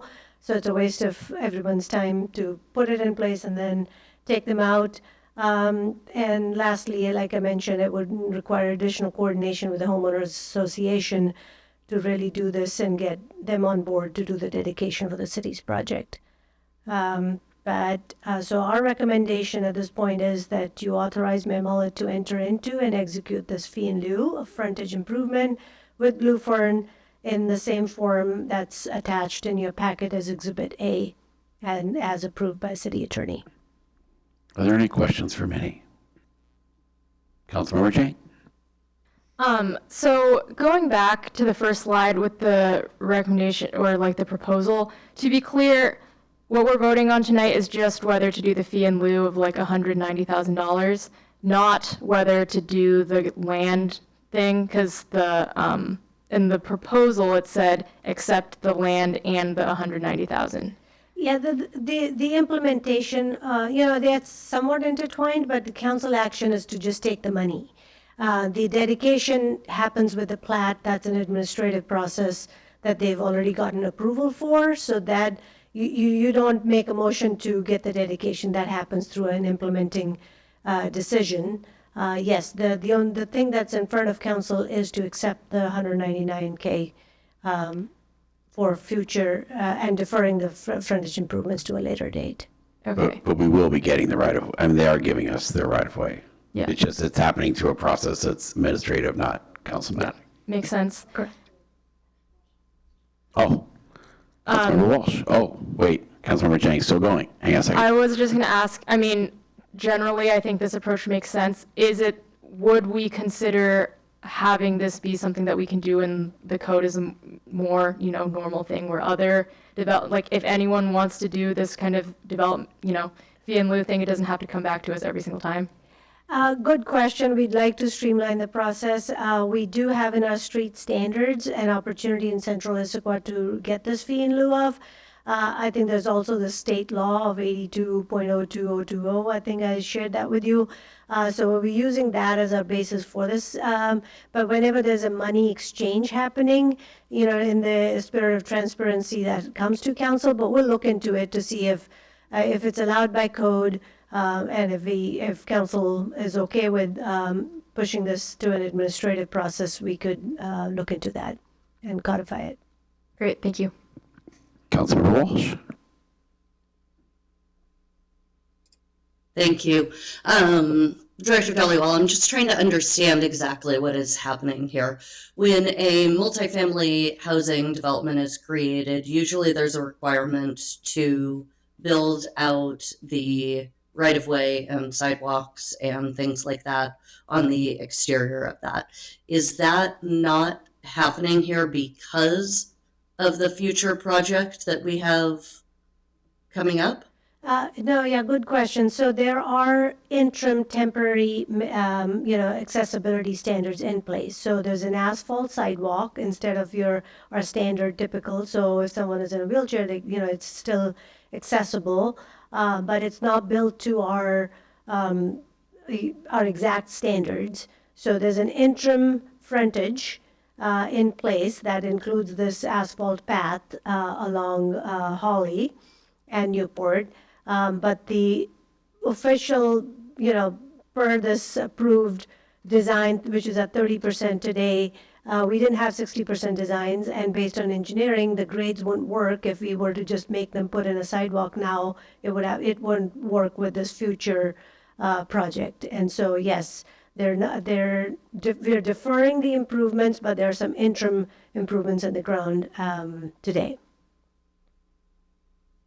Okay, so they are building out what amounts to a temporary but adequate sidewalk system that will meet our ADA requirements or something like that. But they are not being required to build out even whatever standards we have in place currently.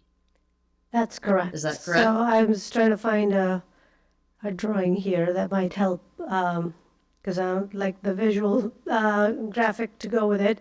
So as you see in here, this little triangular piece called Tract E, that is getting dedicated to the city. This little path that you see shaded light gray all the way along. So you do have a walking path along the frontage, but it's not per our adopted standards. It's an interim until the city does the project. Okay. I'm just trying to understand how this is fair compared to other developments. So other developments are going to have the cost of putting forth, you know, what is up to our standards for right-of-way and sidewalk and things like that. So what I'm seeing here is, yes, we're asking them to pay money into a fund, fee in lieu, but we're also not requiring them to put in things up to the current standards, let alone up to the future standards. And they're getting a credit against their transportation impact fees. Is that correct? Any project that dedicates land for a city project, the adopted code for impact fees allows that credit for it. So the government cannot take land without compensation. The idea is that, and so if the cities need some land, then you get it through that process, but you have to offset it by giving credit against the impact fees. That's available to any development that is in the same boat of where they are required to dedicate land. So that's treating everybody the same. The only thing in this one is the city's getting the money instead of getting the development on the ground. So, okay. I think we have to unbundle the two. I know it's this, Sorry. Do we feel like this amount of money is effective for us to be able to build this out to current standards if, say, for example, the Newport Way project were not to happen? Or are we putting ourselves potentially in a hole to get ourselves up to standards? I think they went through a whole analysis of their fair share of the impact, because it's not, we're not collecting money from them to do the Newport project. It's just for their frontage improvement. So what is their pro rata share of the overall concept? Yeah, I think there was a lot of math involved with that, working with our public works team to come up with that number and working with the developer on that. So as an aside, ignoring the Newport Way project, if I was to give the city $200,000 to build out a sidewalk to current standards along that property, that money would be enough to complete that project? In this particular case, that's the amount we came up with. It can vary based on how much grading you need to do, what are the utilities, infrastructure, and all that. But in this case, I think the $200,000 is what everybody agreed to, was the fair cost. Yeah. Councilmember Adair. Thank you. I think just to further clarify, just because I see this development on a daily basis, am I correct in they still had to keep up the rest of the sidewalk around their property and all the frontage elsewhere? It's just this little sliver corner section that they're essentially getting out of having to do themselves, correct? Yeah, the sidewalk all along Holly is not up to it'll all get redone when the city does the project. So that little triangular piece will be used for the roundabout, and then the Northwest Holly would get a new sidewalk, because then it ties into where the lane will end and all that kind of stuff. Okay, is there any other discussion? If there's no further discussion, first, is there a motion? I move to authorize the mayor to enter into and execute the fee in lieu of frontage improvement agreement with Blue Fern Group in substantially the same form as the attached agreement, Exhibit A, as approved by the city attorney. Second. There's a motion and a second. Is there any other discussion? Councilmember Jang. I will be supporting this motion tonight, and I'm very supportive of this general concept. I think, where you see redevelopment happening in some other cities, you sometimes see these just totally bizarre things where it's like there's one new house, and then there's the one sidewalk in front of the one new house that's like 20 feet, and then it's like in a very weird space, and then there's like nothing on either side, and it just looks really silly. And I think, if that were to happen here, what would happen would be they would put in the sidewalk, and then we would have to redo the whole thing in 5 years, 4 years potentially, when we get the build grant from the U.S. Department of Transportation. And it would appear to the public that we basically just wasted money.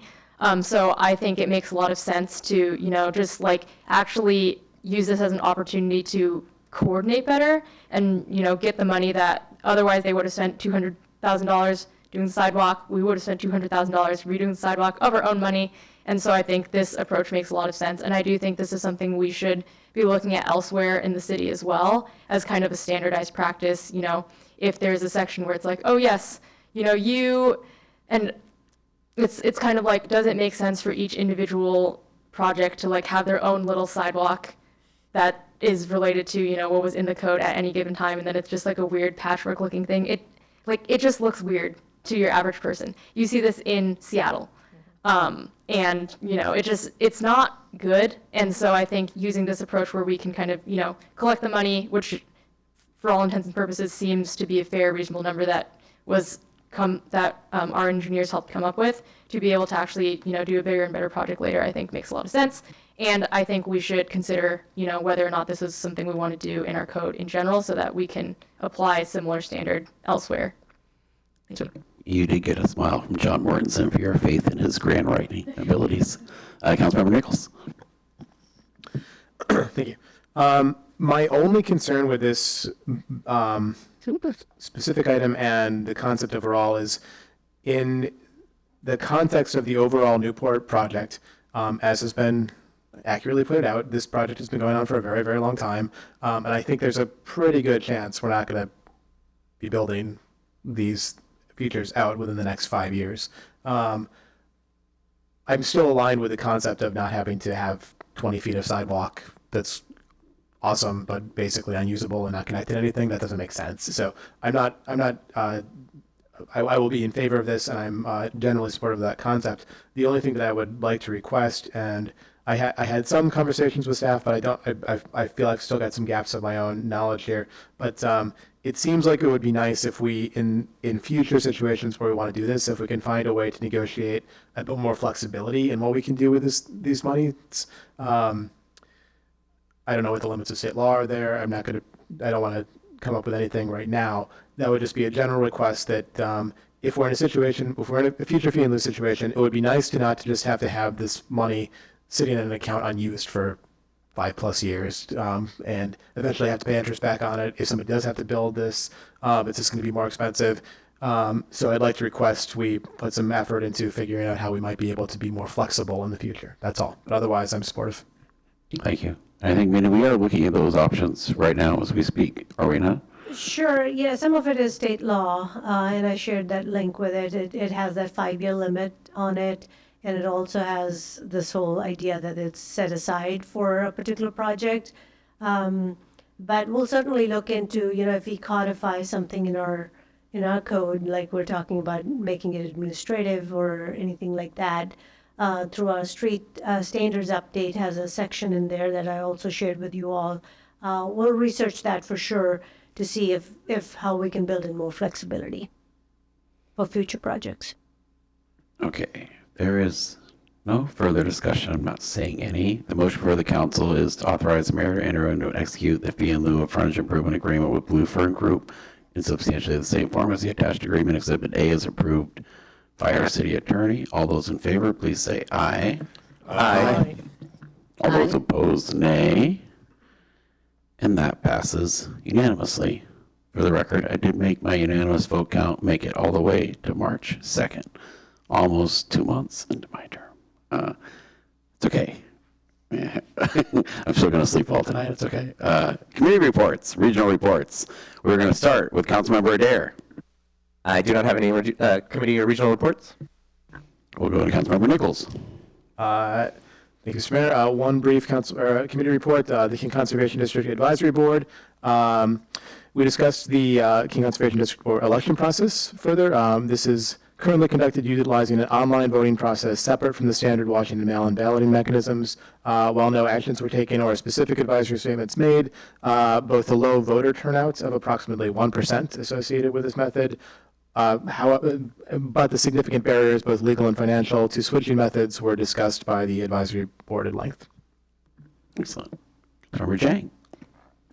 No major update for me other than I would like to flag that the Cross Lake Connection light rail, there's going to be a big event on Saturday, March 28th. So it'll be very exciting. And potentially, if there's going to be a quorum of council members attending, we may consider noticing this as a public meeting. I will plan to be there along with my fellow members of the Eastside Transportation Partnership, as well as any other council members who are excited about light rail and want to see it expanded in our region. So, nice. Councilmember Joe. Thank you, Mr. Mayor. LTAC grants will be coming back to the council on March 16th for your review and potential adoption. March 10th, the Mobility and Infrastructure Committee will be meeting for the first time this year. Amendments to the Street Standards Utility Facilities and Street Standards Landscaping Update will be on the agenda. Cascade Water Alliance will be holding a oversight meeting. They're trying to figure out how they want to look over and monitor the spending of billions of dollars on a pipeline that will be coming from Tacoma to connect to our system up here in Bellevue. And staff wants feedback on what kind of oversight they want, what kind of information the Cascade Water Alliance board will want to make sure that they're giving us the information that we need for decision making. That's March 6th. Thank you. That concludes my report. We're going to first go to Councilmember Walsh, virtually. Thank you. The Services, Safety, and Parks met last week, and I previously reported out about AB 9160 and our unanimous support of adopting the Hazard Mitigation Plan Annex. Our next meeting in March has been canceled due to a lack of items and to allow the PDE meeting to happen on that date. With Eastside Fire and Rescue, this is an important one. We are beginning to move forward with one of the major work items for the year, which is analyzing alternative long-term funding and governance models. As many of you know who were on council 2 years ago, we had a very difficult budget season in which costs were going up quite dramatically for our fire and emergency services, and the cities that are involved in Eastside Fire and Rescue, Issaquah, Sammamish, and North Bend, all said, whoa, we can't deal with that additional cost to our budget. So that has initiated this conversation about, well, what other ways can we fund our fire and rescue needs. And so during our meeting next week, we'll get an initial overview of 3 possible funding options.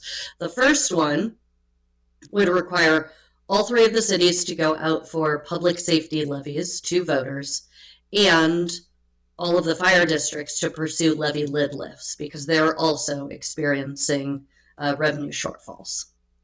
The second big option is, yes, we have some fire districts here, but if the cities were to merge into any of the fire districts, much like we've seen in other areas of the state, we could then take that cost off of our city's budget, and it would be a cost going directly to the property tax owners, along with a fire benefit charge to manage additional risk of larger buildings and more complex fire needs. And option 3 is create a regional fire authority. And so a regional fire authority is similar to the idea of a fire district in that we would, again, have the costs go directly to the property tax properties for property taxes and utilize a fire benefit charge, but there are different governance models and reasons for adopting that rather than merging into a single fire district. So I'm giving you just this initial basic overview to let you know the process is starting. We are going to continue these conversations over the next few months. I'm happy to meet with anyone. The projection at this point is if the Eastside Fire and Rescue Board believes that a regional fire authority is the right process, the right path to go down, then the next step would be coming back to each of the cities and fire districts, including potentially the contract cities of Woodinville and Mercer Island and Falls City, and coming back to council and requesting a letter of intent to create a, trying to remember, a planning committee that would then take on the work to establish what all of the parameters would be. So that is potentially looking at a around June timeframe. And so I will keep you guys updated, but want to let you know this is a big impact potentially to our city budget and to our taxpayers. And we are going to be asked to evaluate whether or not we want to establish a planning committee. So I'll keep you updated, and that concludes my report. Thank you very much, Deputy President Martz. Thank you, Mr. Mayor. Sound Cities Association Board of Directors had its 2026 retreat on Tuesday, February 24th. Amongst other things, we did a SWOT analysis, we talked policy priorities, and talked operational priorities, and I will present on that when the facilitator presents their report back to the board. SCA Networking Dinner will be held this Wednesday, March 4th at 5:30 p.m. at the Mercer Island Community Event Center. This is close by, so we have all the reason in the world to have a strong turnout from our city for that dinner. Lots of interesting regional leaders will be there. And then the SCA PIC meeting will be Wednesday, March 11th at 7 p.m. The agenda is yet to be determined. This concludes my report. Council President DeMichelle. Thank you, Mayor Mullet. I have no report tonight. Okay, for the mayor's report, the Cascade Water Alliance Board did meet on Wednesday, February 25th, and as Councilmember Joe mentioned, it was the discussion at the upcoming retreat on March 6th of how much delegated authority to give staff as we try to build this $1.2 billion pipeline to connect Tacoma Water to Cascade Water. And we are also have an interim executive director of Cascade Water Alliance right now, and so the board also is looking at, options of, maybe doing a search, but the interim director would be part of those candidate pools to determine who is going to be the leader of Cascade Water going forward. And so those decisions will be made in the months ahead. In terms of local community events, so I'd announce that the annual fundraiser for the Kiwanis Club of Issaquah is coming up this Friday, March 13th. And enjoy craft brews, wine dinner, raffles, and great company at the Beats, Barrels, and Brews. ABBA Graphs. There you go, little ABBA. ABBA and Issaquah. What more could you want? It will be at the Pickering Barn. So this will be on Friday, March 13th at 6:30 p.m. I also do want to share a comment. Obviously, we did a council or a community meeting in January on a lot of the immigration enforcement issues in our community, and I do feel it's important to kind of share an update of where we are on the resources in the city. And I will, as you know, beginning past fall, the administration became aware of federal immigration enforcement activity occurring in Issaquah. Understandably, this activity and the tone and manner of the arrest and subsequent activity led to a great concern among members of our community and great fear for many others. In January, we hosted a town hall to provide information, answer questions, and clarify the city's role. Over the course of the intervening months, the Issaquah Police Department has responded to any calls from residents reporting potential ICE activity. When contacted, officers have confirmed whether individuals involved were federal immigration agents, and when appropriate, followed up to verify whether a person was in federal custody. If custody could not be confirmed, the police department took reports and opened cases as necessary. These actions reflect our ongoing commitment to public safety, transparency, and ensuring accurate information. Following the January meeting, the city created the Immigration Resources webpage to centralize Know Your Rights materials and connect residents to trusted legal and community-based organizations. We are now adding additional language to the top of that webpage to clearly explain what the city will do when notified of federal immigration enforcement activity. Specifically, the update outlines that the Issaquah Police Department will attempt to verify whether an individual is in federal custody, take a report if custody cannot be confirmed, and address public safety concerns, such as securing unattended homes or vehicles. It also clarifies that if minors are left supervision, our human services team will work to connect them with Child Protective Services or known family members. These additions do not create new policy. They summarize our existing public safety practices and reinforce that our role is to protect people and property, not to enforce federal immigration law. Unlike some larger jurisdictions that have adopted new ordinances or executive actions regulating federal use of public property, our approach remains narrowly focused on community stability and care. This keeps us aligned with state law, minimizes legal risk, and ensures clarity for our residents. The intended impact is straightforward: provide transparency, reduce confusion during stressful situations, and reinforce public trust by clearly stating what the city will and will not do. And as we mentioned, those updates and resources are currently available on the city's website, and we are now at the good of the order. Anyone have any good of the order?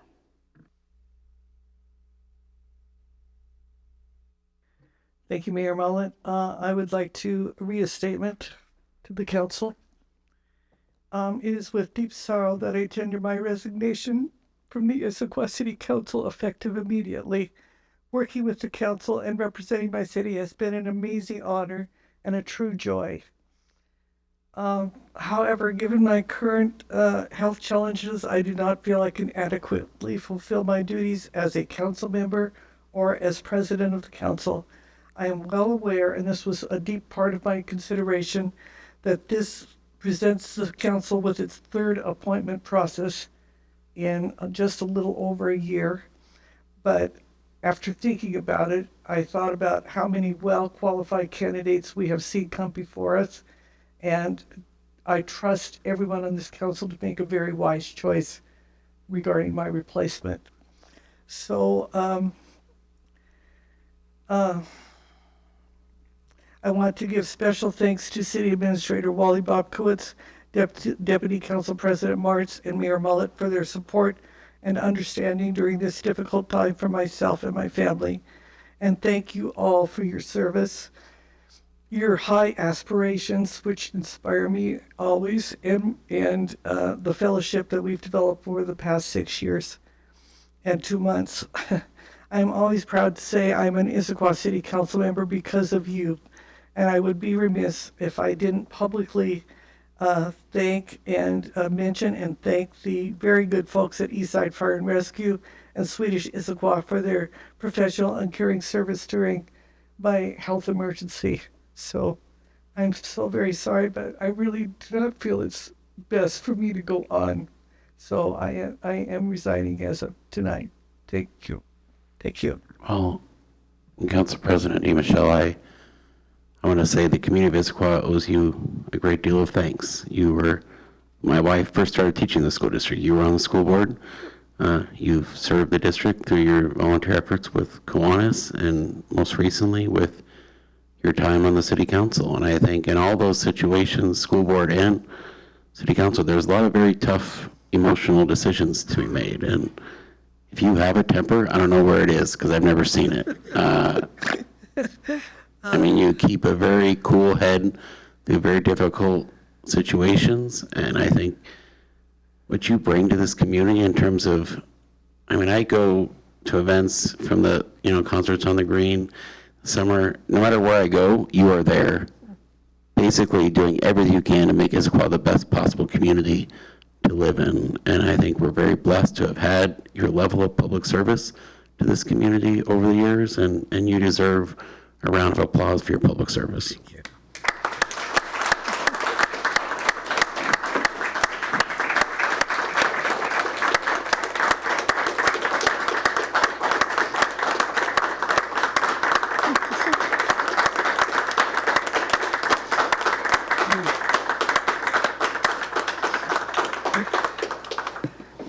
You can ask my son about my temper. And I've had great support from my son and my daughter-in-law, and also want to express my appreciation. So thank you. Are there any other comments? Okay, let's go to Councilmember Walsh and then Deputy President Martz. I believe you called me. I couldn't quite hear. Just making sure. Okay, great. I just really want to recognize Councilmember DeMichelle and her service. I remember in 2019 when I was a very new council member, and I was going around to meet with all of the nonprofits. And at one point, I went around to meet with Kaylee, Jake at the garage, and Councilmember, or at the time, Barb DeMichelle was there as one of the founding members. And you know, I had seen Barb around. I had known she had done a lot of things, but it really struck me her passion for the human services area of the city. And at that point, you know, I mentioned, hey, we're going to have an open seat on council at the end of the year. Would you consider applying? I'm really looking for somebody who can fill that need. And after Mariah Batiste left the council, we really had a hole as far as someone who had a big passion area of human services and nonprofits. And so I was just absolutely grateful that Barb took that request seriously and decided to run. Since then, I've really appreciated and been very grateful to serve with Barb on council as my colleague and especially as my deputy council president. During that time, she was the one that kept me organized, listened to me as I was talking about all of the needs of council president. She also really helped me follow through. I think we did a wonderful job of creating some council retreats, and I credit Barb for a lot of that. And so at this point, I will absolutely miss your contribution to council, but I know between Kiwanis and the Arts Commission and the Issaquah School Board and the Garage and Influence the Choice and all of the areas that you have touched in the city, that this will not be the last we've seen of your contribution to the city at large. And so I look forward to seeing what you are able to do next. Thanks. Deputy President Martins. Thank you, Mr. Mayor. I agree with Council President DeMichelle that there have been some well-qualified candidates in the last year, but there's nobody like Barbara DeMichelle. Her commitment in this community over the decades, particularly to young people, is just unmatched. My first time I was lucky enough to work with her was in 2011, where we were identifying the need for kids who kind of fell through the cracks. And that led to the initial conversations that got going for the garage, and looking at some of the other regional players in this space, and her understanding of these problems and her ability to bring people in the room together to solve problems was just unmatched. So I had been really looking forward to the next 4 years as her deputy council president and learning from her and becoming a better leader. And I know you're not going away. I know this is not goodbye, but I will miss that time, but I look forward to your next endeavor. I know, pretty sure you're already plotting the next adventure, yes. And so I can't wait to see it. And I wish you great luck with that, and of course, complete recovery with your ongoing health stuff. So thank you so much for all that you have done and continue to do in this community. Thank you so much. Councilmember Joe. Thank you. When I think about Barb, I think about resiliency. Many of you weren't here when she ran for state office at least twice and lost. And it was 54-46 both times, and the margin didn't move. But that did not deter her from coming back and looking for ways to serve the public through Influence the Choice, through her work on the garage, and then finally coming back to council. For those of you that might be thinking of applying for the position and you didn't get chosen last time, just remember that Barb DeMichelle got rejected twice and then came back to be one of our most influential and loved council members. I'm going to miss you, Barb. The laughs that we had when we were discussing big problems, the approach that you had to always find solutions and to find a way to yes. I know this is not the last I'll see of you. I'm still going to pester you and ask for your advice, and I hope that you'll still answer my phone calls. Absolutely. You'll be missed. Thank you for your service. Thank you. Let's go to Councilmember Nichols and then Councilmember Jang. Oh, you were first, Councilmember Nichols. I was watching this time.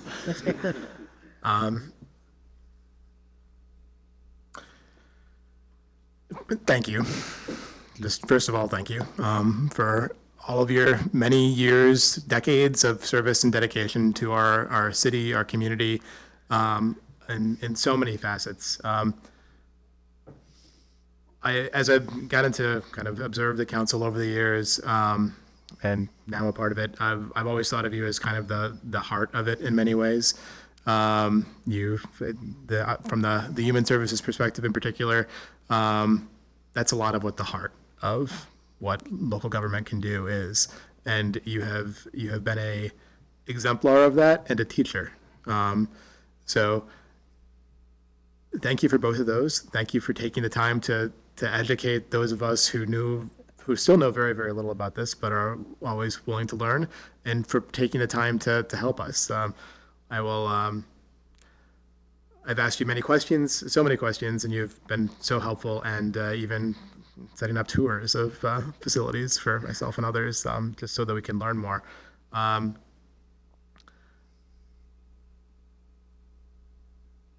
I took a moment to just briefly look at your webpage when I was looking at a couple of things that I could think of to comment on. And I wanted to point out just to everybody else, I think it's worth just looking at Council President's last campaign webpage.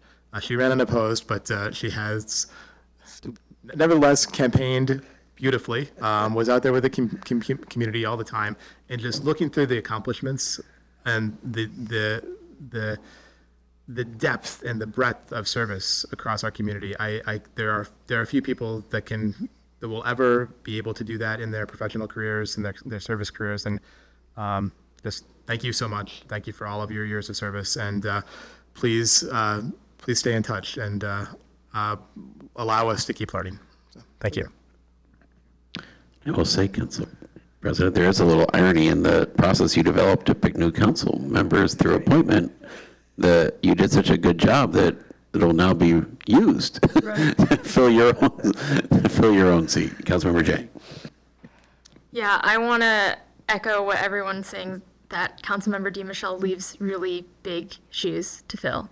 I mean, the depth and breadth of experience, we've touched on Issaquah School Board, her experience and passion for human services, but also one thing that hasn't been mentioned is her 18 years of service working for King County Metro and her passion for transit. She's been chair of Eastside Transportation Partnership. She's our representative on the Regional Transit Committee, so now we got to find someone else. And I think, just the depth and breadth of experience she has, not only in Issaquah, but also throughout our region. A few months back, Councilmember DiMichele and I had the chance to spend a whole day together. We drove up to visit the Acres of Diamonds transitional housing up in Duval, and then we headed to the Together Center, where she was having a meeting with other council members in the area it was like the very beginnings of the discussions for the Eastside Human Services Partnership, which has now officially launched. And so that's going to be, a partnership that bears fruit for the years and decades to come. And, she had a hand in really shaping that. And one thing that someone said that I remember is Councilmember Melissa Stewart from Redmond said, "Barb's a legend." And I really think, you, through your decades of service to Issaquah and for a broader region, human services, transit, school district, that really is legendary and something that we should all aspire to. I hope that, when I'm your age, I'm still getting into all of the different things in the city, and I'm sure that you'll continue, making an impact in nonprofit civic spaces, even if it looks a little bit different than being on city council.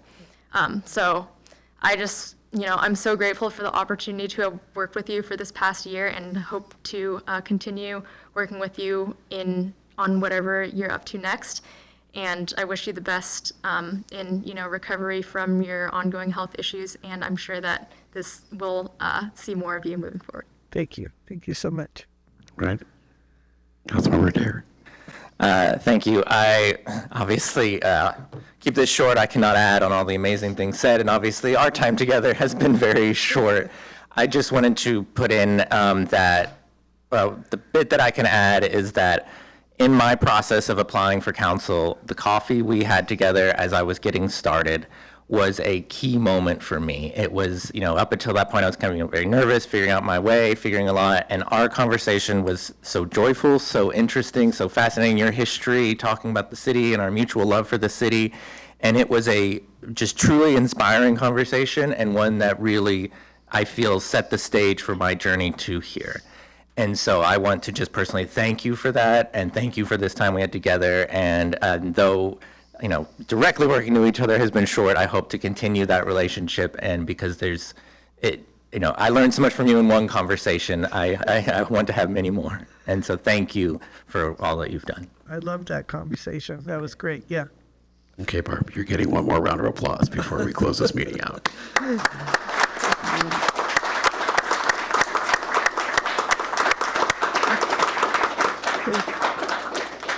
Thank you, everyone. Thank you so much. Okay, our next council meeting will actually be March 9th. Originally it was a committee of the whole. It has been rebranded to a regular council meeting, followed by another council meeting on March 16th. I know, we thought March was going to be light on council meetings, and now it's heavy on council meetings. But the March 16th, we will, as Councilmember Joe mentioned, go over the LTAC Advisory Committee funding recommendations. And there is no executive session tonight. And so with that, at exactly 9 o'clock, this meeting is adjourned. Thank you. Take your shoes.